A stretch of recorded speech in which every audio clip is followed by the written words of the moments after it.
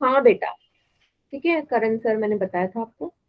चलिए पांचवा सवाल देखो, जो पांचवा सवाल है ना, 5 नंबर के हिसाब से, मतलब अगर ये क्वेश्चन मिला, अगर मिला तो 5 नंबर में ही मिल सकता है, क्योंकि बहुत बड़ा सवाल है। ठीक है, बड़ा जितना ही इजी भी उतना ही है। क्या बोला है? 10 मीटर गहरा एक बेलन का, बेलन की आकृति का एक बर्तन है। ठीक है, बेलनाकार बर्तन है, ये रहा।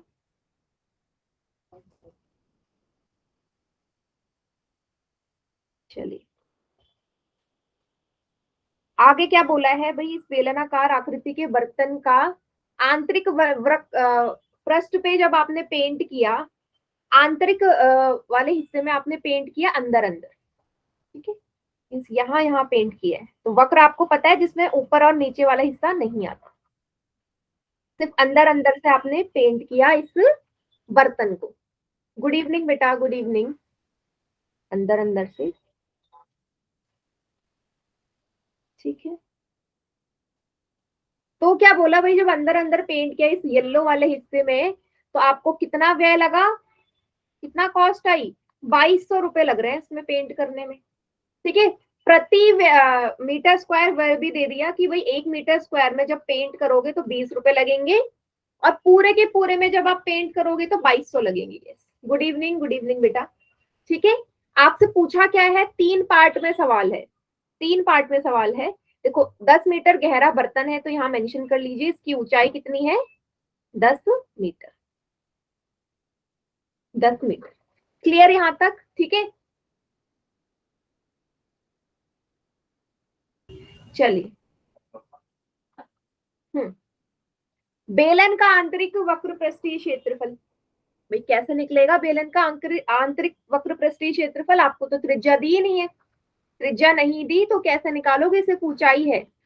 देखिएगा कैसे निकालेंगे, डायरेक्ट निकलेगा। तो जब भी ऐसा दिया जाए ना कि आपको कुल व्यय दिया जाए और साथ में प्रति वर्ग मीटर स्क्वायर का व्यय दिया जाए, तो बेटा जो आपका क्षेत्रफल होता है ना, तो आपसे वक्र पूछा है और वक्र का ही आपको व्यय दिया है, तो वक्र क्षेत्रफल कितना होगा, वक्र पृष्ठीय क्षेत्रफल कितना होगा, कितना होगा बेटा? जो कुल कॉस्ट है, कुल व्यय को प्रति वर्ग मीटर स्क्वायर के व्यय से क्या कर दो, भाग दे दो। शून्य से शून्य कटा, 2 एकम 2, 2 एकम 2 शून्य, 110 मीटर स्क्वायर क्या आ गया? तो इतने क्षेत्रफल में जब आपने पेंट किया तो 2200 रुपए लगेंगे। जब भी कहीं पे आ जाए ना कि आपको टोटल कॉस्ट दे दी जाए कि भाई टोटल इतने पैसे लग रहे हैं, और 1 मीटर स्क्वायर या सेंटीमीटर स्क्वायर के क्षेत्रफल में करने के प्रति वर्ग मीटर स्क्वायर के 20 रुपए लग रहे हैं, तो कितना क्षेत्रफल होगा भाई? जितने क्षेत्रफल में पेंट का व्यय दिया है उतना ही तो क्षेत्रफल आएगा, मतलब 2200 रुपए टोटल लग रहे हैं, तो प्रति वर्ग से घटा भाग दे दो, तो आपके पास क्या आ जाएगा, जितने क्षेत्रफल में पेंट हुआ इतने रुपीज में। ठीक है, पहला पार्ट क्लियर। गुड इवनिंग बेटा, आया समझ में पहला पार्ट? सभी बच्चे बताएंगे। Yes ma'am, yes ma'am. ठीक है, ओके। मैम फिर से चलिए समझा। फिर से समझा दूं। मैंने आपसे बोला, मैंने आपसे बोला कि इसके पहले पार्ट में आपसे पूछा है बर्तन का आंतरिक वक्र पृष्ठीय क्षेत्रफल क्या है, कैसे गुड निकालोगे आप?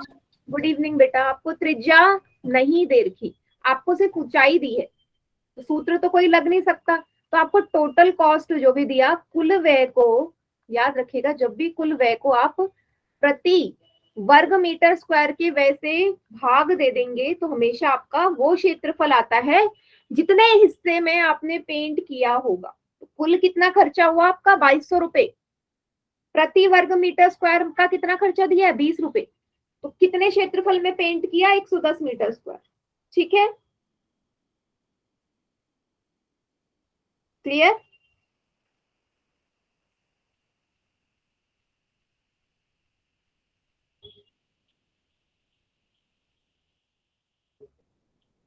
Yes ma'am. ठीक है, चलिए आगे बढ़ते हैं। सेकंड पार्ट, भाई अब इस बार त्रिज्या निकालनी है। देखो जो जो चीज निकालते जाओगे अगला पार्ट पहले पार्ट से ही लिंक्ड होता है। ठीक है, दूसरा पार्ट पहले पार्ट से ही लिंक्ड होता है। तो दूसरे पार्ट में क्या बोला है, आधार की त्रिज्या निकालो। बताओ पहले पार्ट में क्या निकाला आपने बेटा, पहले पार्ट में आपने वक्र पृष्ठीय क्षेत्रफल निकाला, तो जो त्रिज्या है वो किस चीज से निकलेगी, वक्र पृष्ठीय क्षेत्रफल से, है ना। जो चीज पहले पार्ट में निकालोगे दूसरे पार्ट में उसी का इस्तेमाल होता है हमेशा, त्रिज्या और किसी तरीके से नहीं निकल सकती ना। इसका मान दे दिया 110 जो अभी भी निकाला। सूत्र क्या होता है वक्र पृष्ठीय क्षेत्रफल का, जल्दी बताओ, बेलन के वक्र पृष्ठीय क्षेत्रफल का सूत्र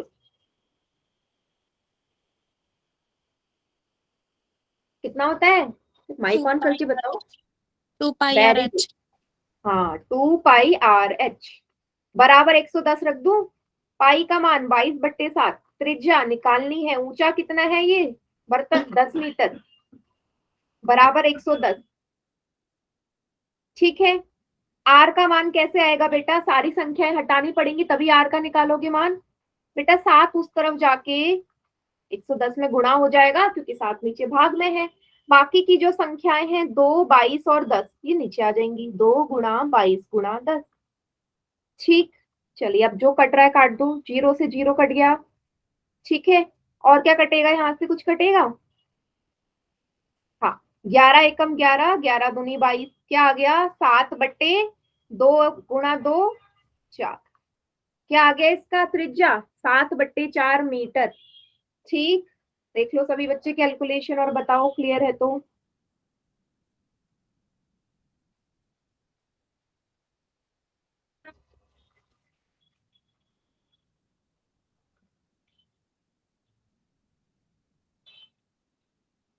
क्लियर बेटा, किसी को कोई डाउट है तो बताइए। मैम। क्लियर, ठीक है, चलिए तीसरा पार्ट, तीसरा पार्ट में बर्तन की धारिता निकालनी है, ये तो इजी है भाई, बर्तन की धारिता निकालनी है।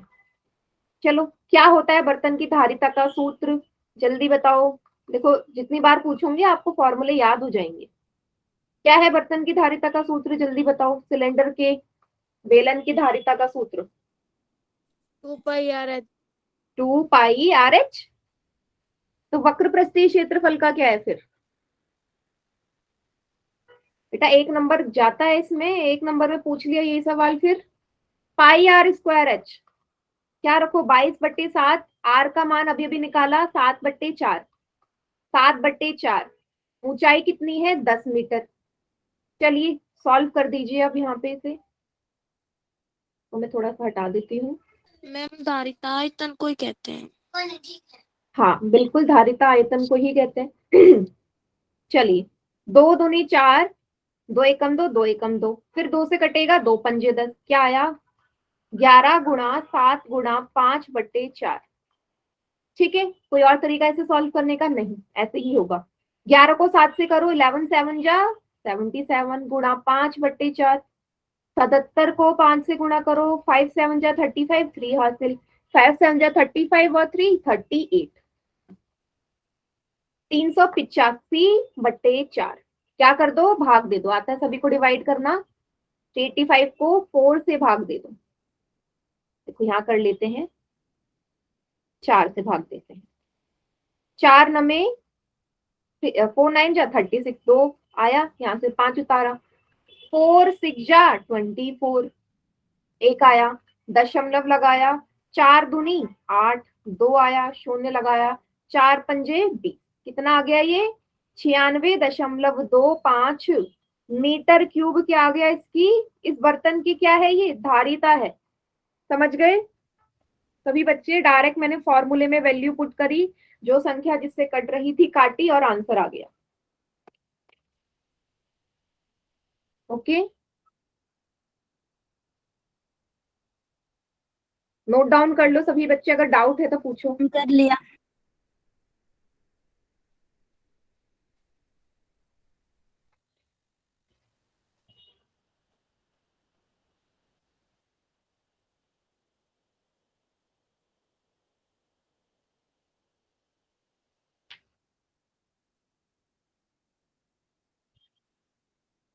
ठीक है, चलिए सबने उतार लिया, अगले सवाल पे बढ़े क्या। Yes ma'am.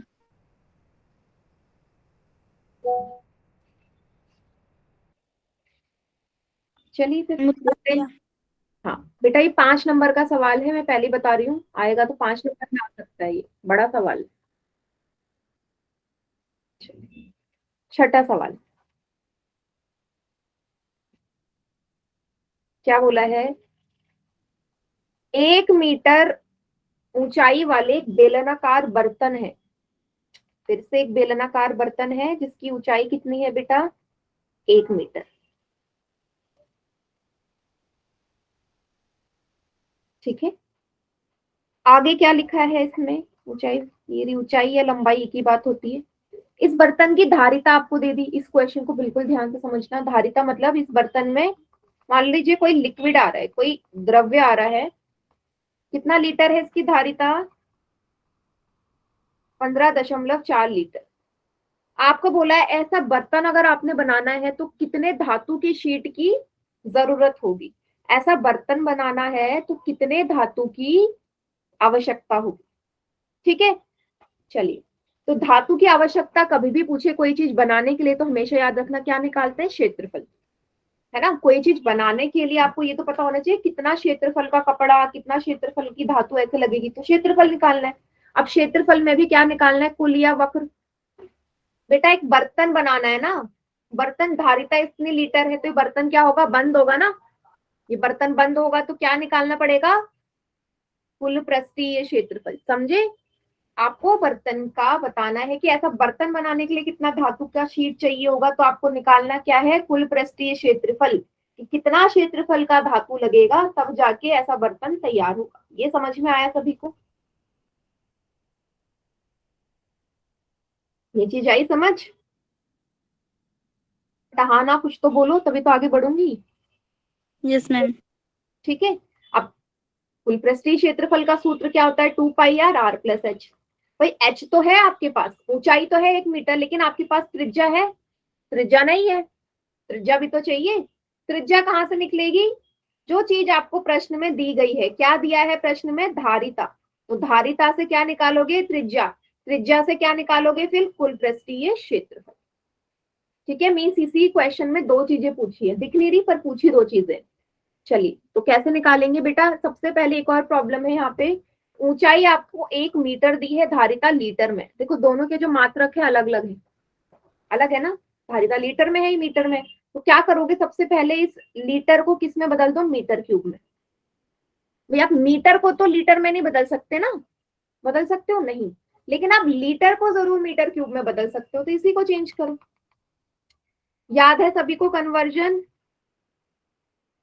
1 मीटर क्यूब में कितने लीटर होते हैं? बताओ।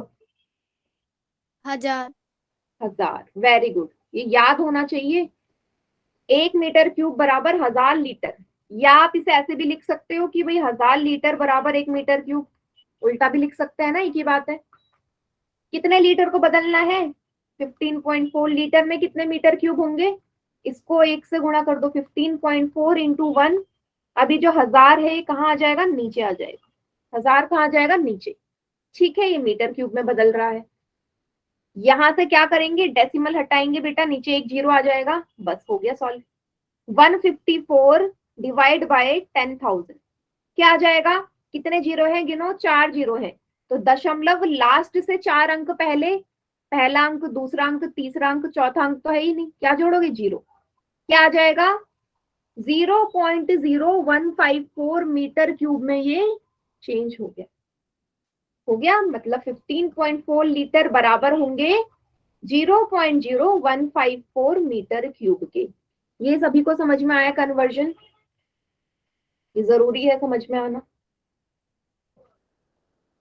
देख लीजिए एक बार, फिर मुझे बताओ चैट सेक्शन में हाँ या ना।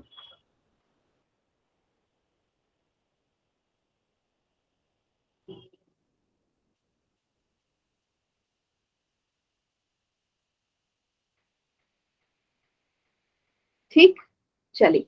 अब मैंने क्या बोला? धारिता आपकी बदल गई, अब आपको त्रिज्या निकालनी है। तो धारिता का सूत्र सभी को पता है बेलन के लिए, πr² होता है।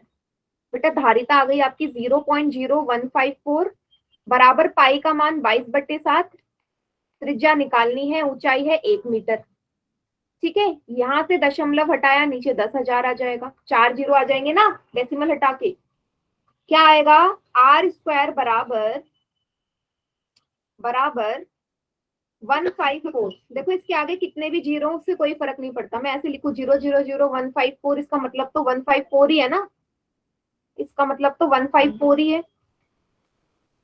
154 अपॉन 10,000, ठीक है, इक्वल टू में 22/7 गुणा आर स्क्वायर। ये चीज सभी को क्लियर है। मैंने क्या करा है, उल्टा लिख दिया, आर स्क्वायर गुणा 22/7, यही तो लिखा है ऊपर, इसके बराबर में यही तो है 154/10,000। ठीक है, आर स्क्वायर का मान चाहिए, क्या आएगा 154/10,000। अब जो आर स्क्वायर के साथ की संख्या है इनको हटाना पड़ेगा, 22 और 7 को। बेटा 7 उस तरफ जाएगा तो गुणा में हो जाएगा ऊपर, और 22 नीचे आके भाग में हो जाएगा, उल्टा होता है ना, भाग गुणा में, गुणा भाग में, वही कर दिया मैंने। कहीं पे भी कोई भी डाउट हो रहा हो तो पूछ लेना। काट लो, 2 एकम 2, 2 एकम 2, 2 सत्ते 14, 2 सत्ते 14, 11 सत्ते 77। क्या आ गया, आर स्क्वायर बराबर 7 × 7/10,000। आर बराबर क्या होगा बेटा, इसका वर्गमूल हो जाएगा, क्योंकि 2 उस तरफ जाएगा तो वर्गमूल बन जाता है, 7 × 7/10,000। बेटा आपको पता है वर्गमूल में कैसे बनते हैं, दो दो के जोड़े बनते हैं ना, दो में से एक संख्या बाहर आती है तो वर्गमूल हट जाता है। 2 साथ है, एक साथ बाहर आ जाएगा, 2 साथ है, एक साथ बाहर आ जाएगा। नीचे 10,000 है, 10,000 किस संख्या का वर्ग होता है, 100 का। तो क्या आ गया आपका, त्रिज्या कितनी आ गई, 7/100, या आप इसे 0.07 मीटर भी लिख सकते हैं। आया समझ, कैलकुलेशन थोड़ी सी बड़ी है बट करनी तो पड़ेगी आपको। देखो एक बार सभी,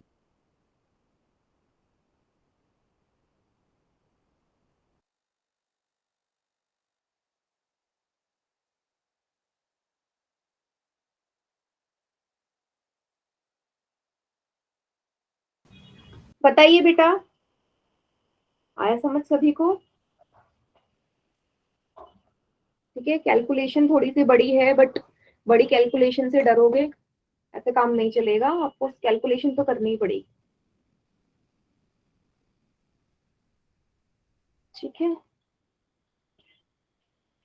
करिए सभी बच्चे,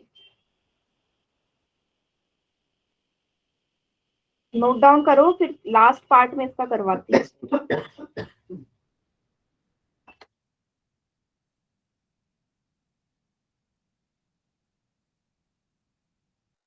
हम्म,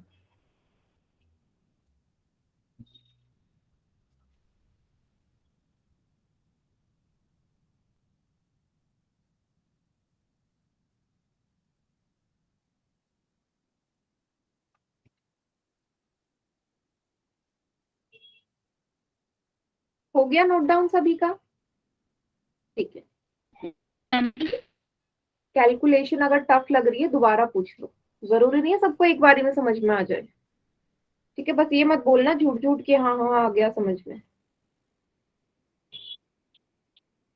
चलिए, यहाँ तक हो गया, मेन काम था त्रिज्या निकालना, वो मैंने निकाल ली।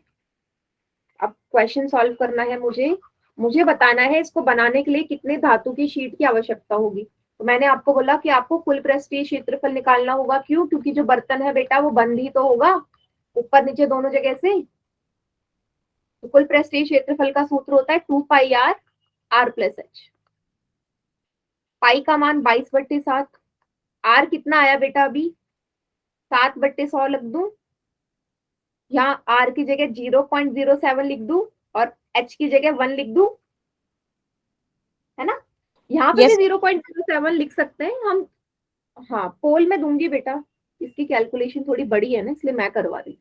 अगला सवाल देखिए, 7 से 7 कट गया है ना, 0.07 में 1 जोड़ दो, कितना आ जाएगा, 2 × 22/100 गुणा 1.07, 1.07। आगे क्या करोगे बेटा, इसको सॉल्व करना ज्यादा इजी है, नीचे 100 आ गया, मुझे ज्यादा इजी क्या पड़ेगा, तो आप जब ऊपर के सारी संख्याओं की गुणा करोगे और लास्ट में 10,000 से भाग दे दो, वो ज्यादा इजी पड़ेगा, बजाय आप 1.07 की 22 से कर रहे हो, फिर जो उत्तर आया उसकी 2 से कर रहे हो, फिर जो उत्तर आया फिर उसकी 100 से कर रहे हो। डेसिमल की करना मुश्किल होता है। ठीक है, 2 को 22 से गुणा करोगे 44 गुणा 107 बटे 100, और 100 की गुणा होगी तो 10,000 आएगा। 4 जीरो हो गए ना। अब 107 को किससे गुणा कर दीजिए? 44 से। बेटा कैलकुलेशन तो आपको करनी पड़ेगी, डरो मत इससे कि लीव कर देते हैं तो बच जाएंगे। 7 4 जा 28, 2 हासिल, 4 एकम 4, ये कितना आया? 8 2 4, 8 9 10, 4 5 6 7 4, यही आ रहा है 4708 डिवाइड बाय 10,000। Yes, ma'am. ठीक है, एक बार में। तो वाले इस गुण के साथ के यहाँ से फिर समझाना, एक बार मेरी क्लास कट हो हाँ, गई थी ना। मैंने आपसे बोला कि मैंने क्या कर दिया यहाँ पे, 2 और 22 की गुणा करी तो 44 आया, 44 की 107 से गुणा करी 4,708 आ गया, और नीचे 10,000 पहले से है। क्या कर दो, 10,000 से भाग करोगे, 4 जीरो है तो लास्ट से 4 अंक पहले लग जाएगा। क्या आ गया? 0.4708 मीटर स्क्वायर का क्या चाहिए आपको? धातु का शीट चाहिए, तब जाके ऐसा आपका बर्तन तैयार होगा। ठीक है बेटा, बार बार बोल रही हूँ, क्वेश्चन से डरो मत। अभी 9th क्लास में भले ही ऐसा सवाल ना आए, पर बोर्ड में नहीं पता होता ना, बोर्ड में तो सबके लिए एक जैसा सवाल बनेगा। वहां ये थोड़ा ना देखा जाएगा कौन बच्चा कर सकता है कौन नहीं कर सकता, पेपर सबके लिए सेम होता है ना। Yes, ma'am. तो कैलकुलेशन की आदत डाल लीजिए, यहीं से सीखोगे। नोट डाउन कर लो सभी बच्चे।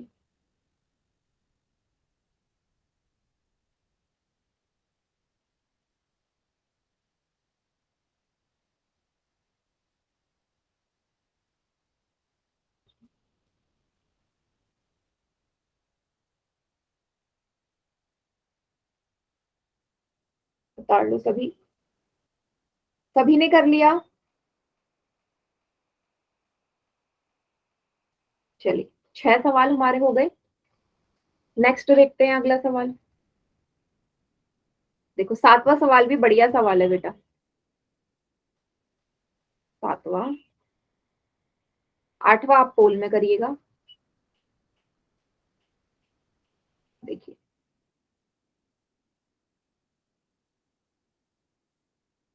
Yes, ma'am.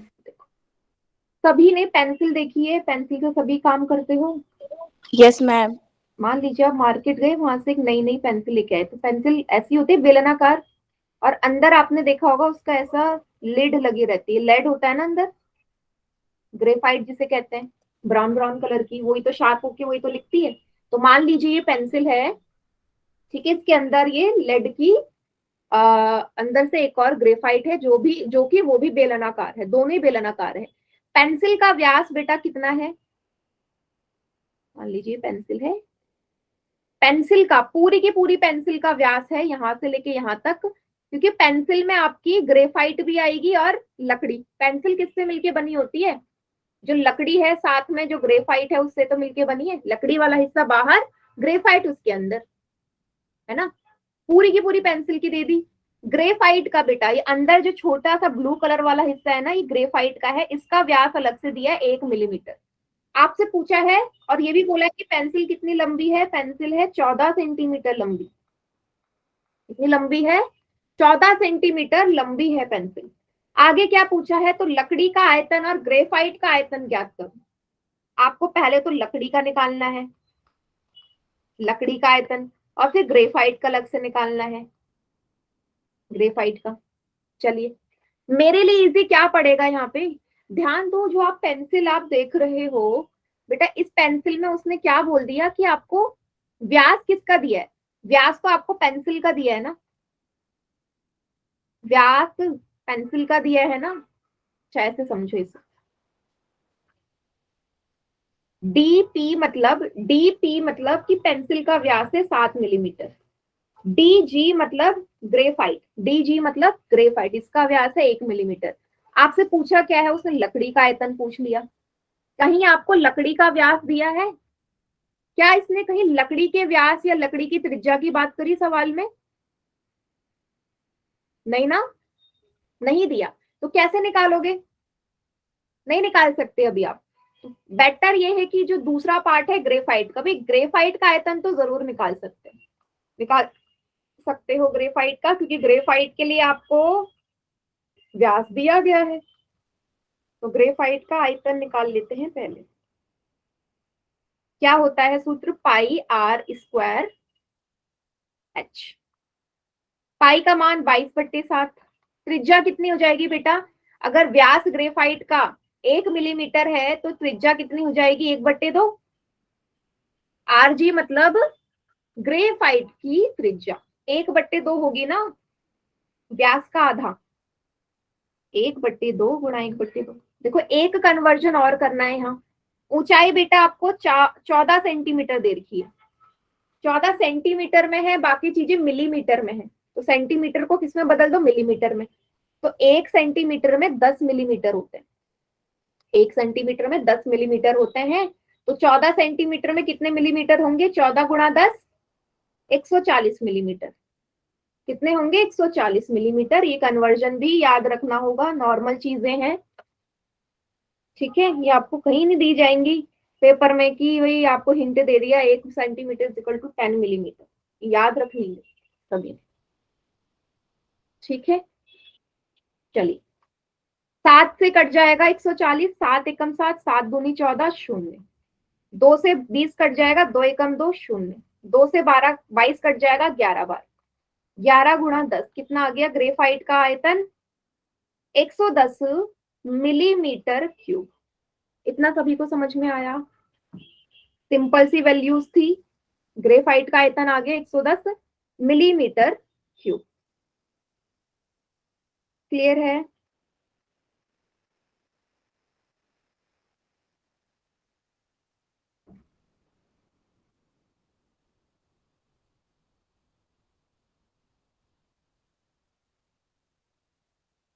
देखो अब लास्ट में क्या करना पड़ेगा? इस मिलीमीटर क्यूब को सेंटीमीटर क्यूब में बदलना है। क्यों बदलना है बेटा? क्योंकि ऊंचाई आपकी सेंटीमीटर में है, ठीक है। तो कैसे बदलोगे? आपको पता है कि भाई 1 मिलीमीटर में 1/10 होते हैं। अच्छा ये कैसे आया यहाँ समझना। अभी मैंने आपको ये समझाया कि 1 सेंटीमीटर में 10 मिलीमीटर होते हैं। अगर मैं बोलूं 1 मिलीमीटर में कितने सेंटीमीटर होंगे? 10 उस तरफ जाके भाग हो जाएगा, तो 1 मिलीमीटर बराबर 1/10 सेंटीमीटर। 1 मिलीमीटर बराबर 1/10 सेंटीमीटर भाग हो जाएगा। अब 1 मिलीमीटर क्यूब में निकालने हैं, घात में देखो 3 आ गया, तो नीचे भी कितने जीरो हो जाएंगे? 3 जीरो। 10 का तिगुना कर दो, हो गया। जब 3 गुना हो रहा है तो हर चीज ही 3 गुना होगी। मीन्स 1 मिलीमीटर क्यूब में 1/1000 सेंटीमीटर क्यूब होते हैं। ये चीज सभी को क्लियर? Yes ma'am. बाकी बच्चे बताओ बेटा, सदमे में तो नहीं चलेगा? कैलकुलेशन तो बेटा है सवालों में,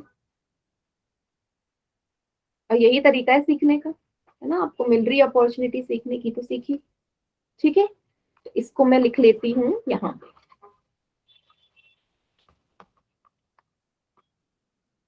यहाँ लिख देती हूँ।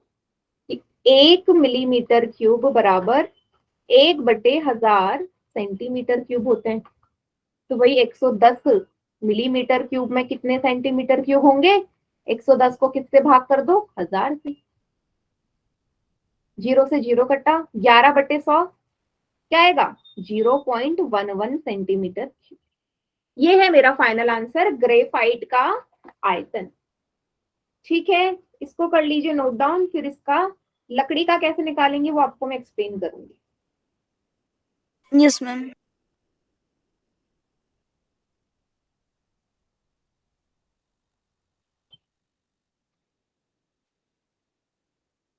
सभी बच्चे उतार लीजिए।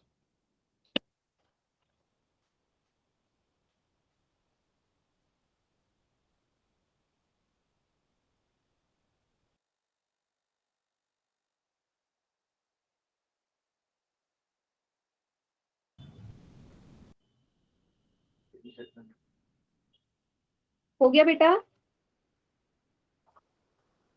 No ma'am. चलो उतार लो, कोई बात नहीं।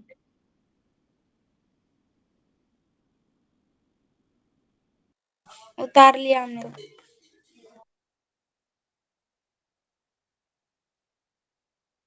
उतार लिया मैम। उतार लिया। चलिए फिर बेटा इसको मैं हटा रही हूँ क्योंकि अब मुझे अगला पार्ट करना है। समझिएगा डायग्राम में कैसे निकालोगे पेंसिल का। देखिए ये है डायग्राम, थोड़ा सा बड़ा बना रही हूँ। ये है अंदर की ग्रेफाइट। बेटा डायरेक्ट आपको सिर्फ लकड़ी लकड़ी का निकालना है। तो लकड़ी वाला हिस्सा कौन सा होगा? देखो ये बीच वाला तो ग्रेफाइट हो गया, ये हिस्सा क्या हो गया? ग्रेफाइट, ब्राउन कलर वाला जो पेंसिल में आप जिससे लिखते हो। अब ये जो नीला वाला हिस्सा है ये है आपका लकड़ी वाला हिस्सा। भाई लकड़ी वाला हिस्सा सिर्फ इतना ही तो है ना, बाकी तो ग्रेफाइट है। तो आपको ये नीला वाला हिस्सा निकालना है। कैसे निकालोगे? सोचो जरा, मैं बताती हूँ। अगर बेटा पूरे के पूरे में से, पूरे के पूरे में से कहने का मतलब है, मान लीजिए ये पूरा का पूरा हिस्सा है, ये पूरा लाल पूरी पेंसिल है।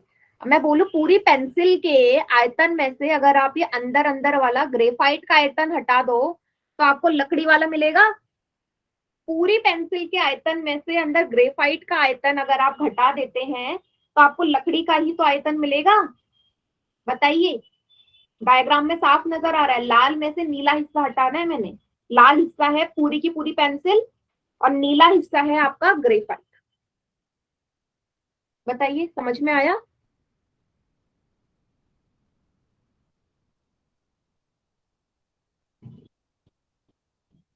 बताओ बेटा।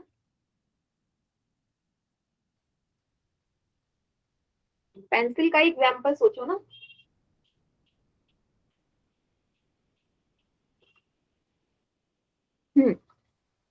बढ़िया। चलो अब इसका निकलेगा कैसे? तो दो तरीके हैं। दो, पहला तरीका तो पता चल गया कि मैं पूरी पेंसिल का निकाल लूं, उसमें से ग्रेफाइट का जो निकाला था वो अलग से निकाल लूं। या दूसरा तरीका है डायरेक्ट एक ही साथ हो जाए। दूसरा तरीका क्या है? देखिएगा, ये है आपका,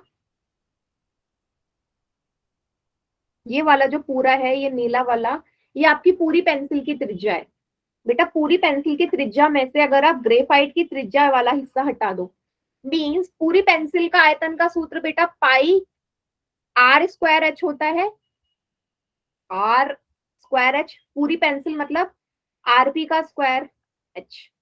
ये पाई आरपी स्क्वायर एच क्या है? ये पूरी की पूरी पेंसिल का आयतन है। और ये जो मैंने रेड वाला हिस्सा हटाया है, देखिएगा फिर से, पाई आरपी स्क्वायर एच है पेंसिल का।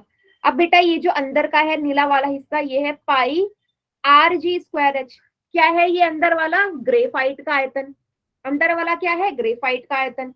बेटा दोनों को घटाना है। दोनों के आयतन के जब आप घटा दोगे तो यही तो बनेगा। पाई और एच कॉमन आ जाए, अंदर क्या बचेगा? RP square minus R G square. बन गया सूत्र एक साथ ही हमारा। भाई मैंने आपसे क्या बोला अभी? मैंने आपसे यही तो बोला कि पूरी की पूरी पेंसिल के आयतन में से ग्रेफाइट का आयतन घटा दोगे तो आपको लकड़ी लकड़ी वाला मिलेगा। मिलेगा। पूरी पेंसिल का आयतन ये है सूत्र, ये लकड़ी का आयतन का सूत्र पाई और एच दोनों में कॉमन थे। पाई एच मैंने बाहर ले ली, अंदर क्या बचा? RP square minus R G square. RP मतलब पेंसिल की त्रिज्या और आरजी मतलब, समझ में आ गया सभी को? फॉर्मूला देख लीजिए कैसे बनाया मैंने फॉर्मूला।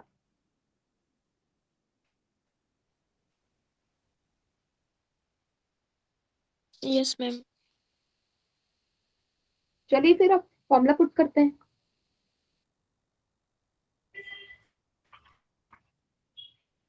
चलिए डीपी तो बेटा पेंसिल की त्रिज्या कितनी हो जाएगी? पेंसिल की त्रिज्या 7/2 हो जाएगी। बस फॉर्मूला है, आपको निकालना है लकड़ी का आयतन।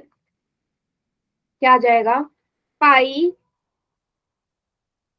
आर पेंसिल की त्रिज्या माइनस ग्रेफाइट की त्रिज्या का स्क्वायर गुणा एच। पाई का मान 22/7। पेंसिल की त्रिज्या कितनी है बेटा? 7/2, इसका वर्ग माइनस इसकी त्रिज्या 1/2 इसका वर्ग। ऊंचाई कितनी है इसकी 140 मिलीमीटर। भाई ऊंचाई कितनी आई थी 140 मिलीमीटर, अभी मैं मिलीमीटर में निकाल रही। 22/7, 7 का वर्ग 49, 2 का वर्ग 4, 1 का वर्ग 1, 2 का वर्ग 4 गुणा 140। 7 और 140 कट जाएंगे, 7 दूनी 14 शून्य। 22 गुणा ये 20 यहाँ लिया हुआ आगे, ये क्या हो जाएगा 49 माइनस 1/4, क्योंकि दोनों के नीचे 4 4 है ना, तो कॉमन है, नीचे आ जाएगा दोनों में। 22 गुणा 20, 49 में से 1 जाएंगे 48 डिवाइड बाय 4। ठीक है, 4 से काटो 4, 5 जा 20। 22 गुणा 5 गुणा 48, ये आ गया 22 गुणा 5 गुणा 48। ठीक है, 22 को 5 से गुणा करोगे बेटा कितना आएगा 110। 110 को 48 से करना है, चलो करो।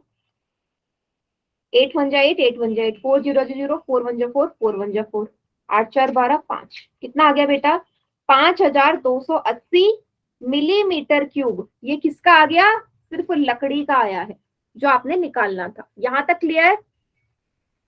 कैलकुलेशन देख लीजिए एक बार, मैंने क्या किया, 7/2 क्या है, ये है पेंसिल की त्रिज्या।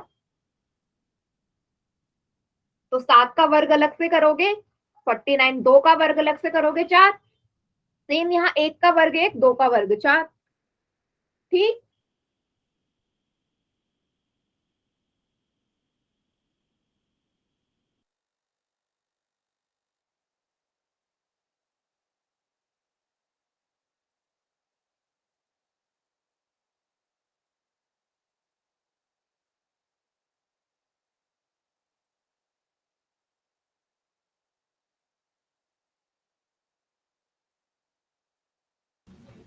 ठीक है, क्लियर।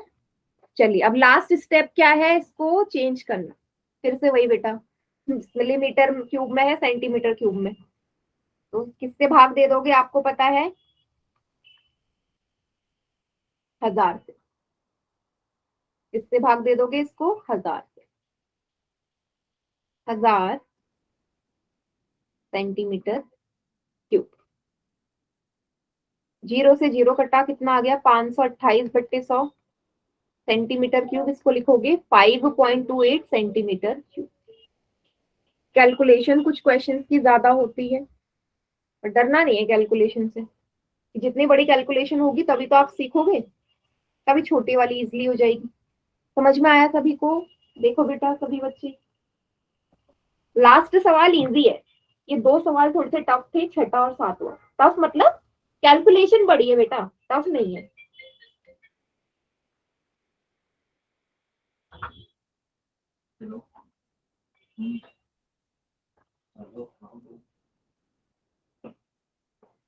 ठीक, नोट डाउन कर लो सभी बच्चे, फिर अगले सवाल में बढ़ते हैं।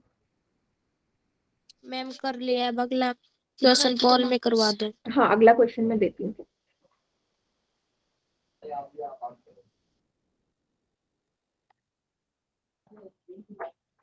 यस मैम, आपने पोल में नहीं दिए हैं आज पूरी क्लास। हम्म, बेटा पोल में नहीं दे सकती ना, ये वाले सवाल तो कर भी नहीं पाती, क्योंकि समझाना ज्यादा जरूरी है। चलिए आखिरी सवाल, इसको करना पोल में, समझ लो। एक हॉस्पिटल है जिसमें जो वहां पे पेशेंट है ना, रोगी, उनको सूप मिलता है। क्या मिलता है, सूप मिलता है एक कटोरे में। अब कैसा कटोरा है, कटोरे की जो आकृति है वो बेलनाकार है। ठीक है, कटोरे में सूप मिलता है उनको पीने के लिए। ठीक है, तो क्या बोला है, इस कटोरे का जो व्यास है वो है 7 सेंटीमीटर, और जहां तक सूप मिलता है, सूप पूरा तो नहीं भरेंगे ना, 4 सेंटीमीटर की ऊंचाई तक सूप भरा मिलता है इसमें। ठीक है, आपको बोला है इस अस्पताल में 250 रोगियों के लिए प्रतिदिन कितना सूप तैयार होगा। कितना सूप तैयार होगा प्रतिदिन, मतलब आपको पूछा है तो हमेशा भाई लीटर में निकलेगी ना, आपसे धारिताई तो पूछिए इसकी। आपसे पहले ये तो पता चले कि एक बर्तन में कितना सूप आ रहा है, पहले आपको यही तो पता चलना चाहिए कि एक बर्तन में कितना सूप आ रहा है। तभी तो आप 250 लोगों के लिए निकाल पाओगे। तो मीन्स आपको निकालनी क्या है, पहले एक बर्तन की धारिता निकाल दो, तो बाकी के 250 बर्तन की आ जाएगी। ठीक है बेटा, तो आपको कुछ नहीं करना, आपको एक ही बर्तन की निकालना है, बाकी पार्ट मैं करवाऊंगी आपको। ठीक है, तो सिर्फ आप धारिता निकालिए इस बर्तन की कितनी है, 4 ऑप्शन मैं आपको दे रही हूँ, बाकी पार्ट मैं करवा दूंगी। 154 सेंटीमीटर स्क्वायर, तो 54 centimetre cube, 150 centimetre square, 153 centimetre cube, क्या आएगा एक बर्तन की धारिता। ठीक, पोल में कीजिए।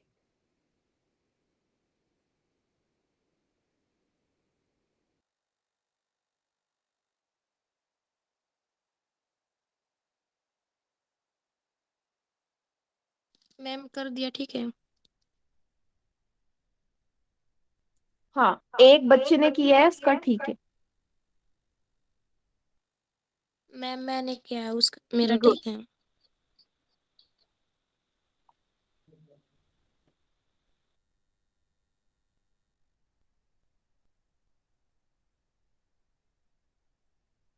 मैम ये कौन सी एक्सरसाइज है?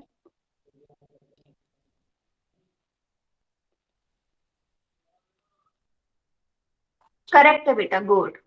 थोड़ा ना ढंग से लिखो बेटा, पेंसिल का इस्तेमाल कर रहे हो कहीं भी कुछ भी, हाँ प्रॉपर कॉपी नहीं बनाई।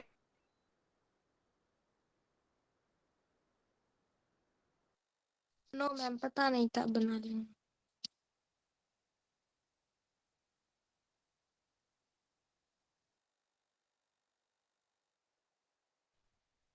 मैम रिस्पॉन्स नहीं दिखा रहा। हाँ बता।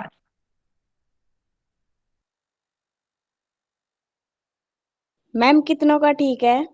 बेटा 5 में से 4। मैम पोल रिस्पॉन्स नहीं दिखा रहा।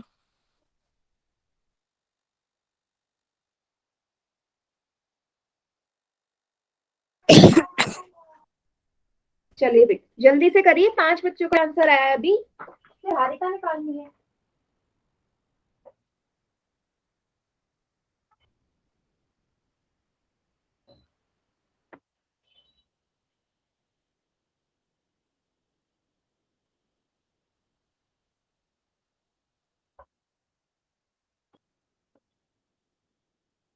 चलिए जल्दी जल्दी करो, फिर मैं काउंटडाउन स्टार्ट करती हूँ बेटा, तभी तो करना है आंसर, बैठे नहीं रहना है। मैम पूरे का करे जो 38,500 सेंटीमीटर क्यूब आता है। वेरी गुड, फिर इस क्लास में लीटर में बदल दो अगर इतना कर ही लिया है तो।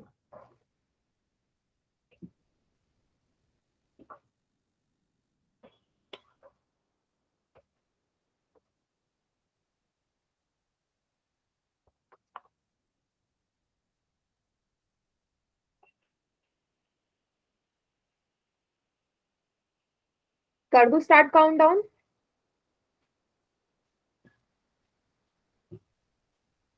चलिए 5 4 3 2 1। बाकी चैट सेक्शन में कीजिए।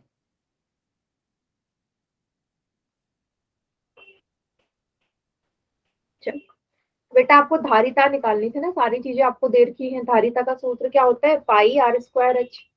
पाई का मान 22/7। त्रिज्या कितनी है, व्यास आपको 7 सेंटीमीटर दे रखा है, तो त्रिज्या कितनी हो जाएगी, 7/2। त्रिज्या कितनी हो जाएगी, 7/2 हो जाएगी। तो लिख दो 7/2 गुणा 7/2। ऊंचाई कितनी है, 4 सेंटीमीटर। ठीक है, 7 से 7 कट गया, 2 दूनी 4, 2 से 2 कटा। 22 को 7 से करोगे गुणा, कितना आएगा, 154 सेंटीमीटर क्यूब। 22 गुणा मैम 7। फिर से 250 से मल्टीप्लाई कर देना है। यस, बिल्कुल करेक्ट।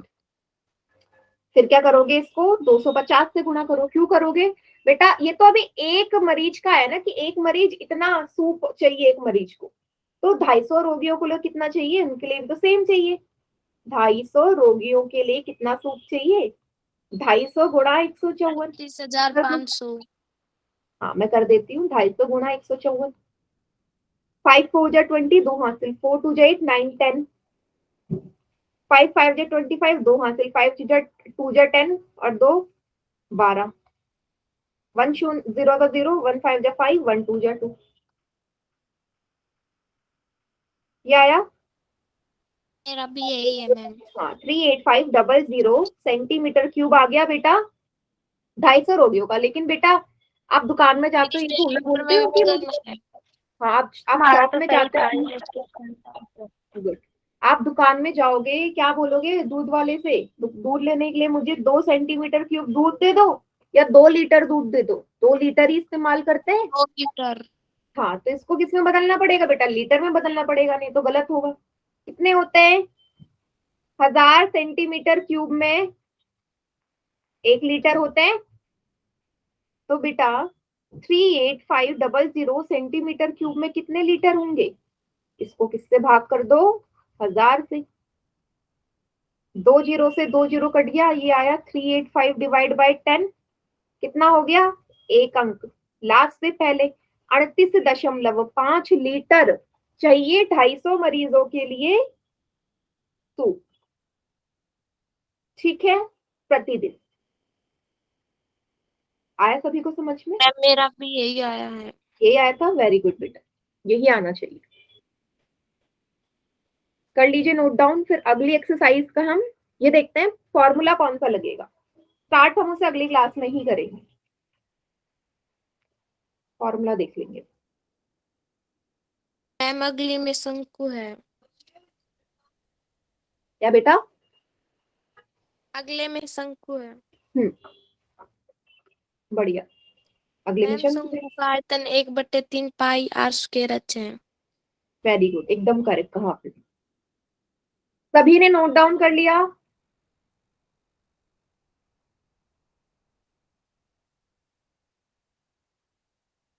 बेटा अगर किसी को कंफ्यूजन होती है ना सवाल में, पूछ लिया कीजिए, ठीक है। चलिए अगला शेप क्या है, फिर से शंकु आएगा, लेकिन इस बार शंकु का आयतन आएगा। शंकु का आयतन देखिए, ये है शंकु, ठीक है। इस शंकु की ऊंचाई है, ये डायग्राम तो आप बार बार पढ़ चुके हो, ठीक है। ये बाहर वाला क्या होता है, ये होती है तिर्यक ऊंचाई, अंदर वाली नॉर्मल ऊंचाई, और नीचे का ये होता है त्रिज्या, ठीक है। क्या सूत्र होता है इसके आयतन का, आयतन या धारिता का सूत्र सेम होता है, 1/3 पाई। शंकु के आयतन का क्षेत्र 1/3 पाई आर स्क्वायर एच है। वेरी गुड, एकदम करेक्ट बेटा, ठीक है, यही होता है। और मान लीजिए किसी सवाल में एल दे दिया, आर दे दिया, एच ना दिया, तो आप इससे भी यूज करके आप निकालोगे जो चीज आपको गिवन नहीं है। हो सकता है ये आपको लगाना पड़ जाए, ठीक है। तो इस फॉर्मूले को भूलना मत, ठीक है। तो नेक्स्ट क्लास में हम इसके आयतन पे हम बात करेंगे, ठीक है बेटा। तो आज की क्लास यहीं तक, इसके आगे का करेंगे नेक्स्ट क्लास।